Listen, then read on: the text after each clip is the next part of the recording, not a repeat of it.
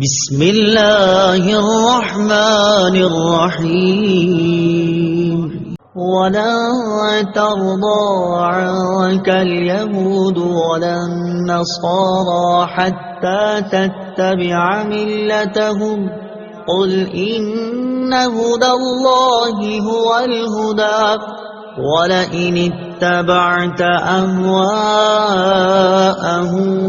بَعْدَ الَّذِي جَاءَكَ مِنَ الْعِلْمِ مَا لَكَ مِنَ اللَّهِ مِن وَلِيٍّ وَلَا نَصِيرٍ۔ ترجمہ: اور یہودی اور عیسائی ہرگز آپ سے راضی نہ ہوں گے جب تک آپ ان کے دین کی پیروی نہ کر لیں۔ تم فرما دو اللہ کی ہدایت ہی حقیقی ہدایت ہے، اور اے مخاطب اگر تیرے پاس علم آ جانے کے بعد بھی تو ان کی خواہشات کی پیروی کرے گا تو تجھے اللہ سے کوئی بچانے والا نہ ہوگا اور نہ کوئی مددگار ہوگا۔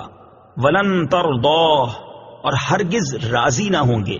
تفسیر صراط الجنان میں ہے، فرمایا جا رہا ہے کہ اے حبیب صلی اللہ تعالی علیہ وآلہ وسلم، یہودی اور عیسائی ہرگز آپ سے راضی نہ ہوں گے جب تک آپ ان کے دین کی پیروی نہ کر لیں، اور یقیناً یہ بات ناممکن ہے کہ آپ ان کے دین کی پیروی کریں کیونکہ وہ باطل ہیں۔ ان کے مقابلے میں آپ جواب دیں کہ اللہ تعالیٰ کی ہدایت ہی حقیقی ہدایت ہے جو اس نے مجھے عطا فرما رکھی ہے۔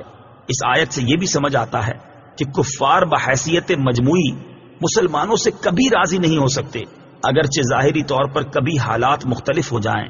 افسوس کہ ہزاروں تجربات کے بعد بھی مسلمان سبق نہیں سیکھتے۔ وَلَئِنِ اتَّبَعْتَ، اور اگر تم نے پیروی کی، تفسیر صراط الجنان میں ہے، یہ خطاب امت محمدیہ کو ہے کہ جب تم نے جان لیا کہ سید الانبیاء صلی اللہ تعالی علیہ وآلہ وسلم تمہارے پاس حق کو ہدایت لائے تو تم ہرگز کفار کی خواہشوں کی پیروی نہ کرنا، اگر ایسا کیا تو تمہیں کوئی عذاب الہی سے بچانے والا نہیں۔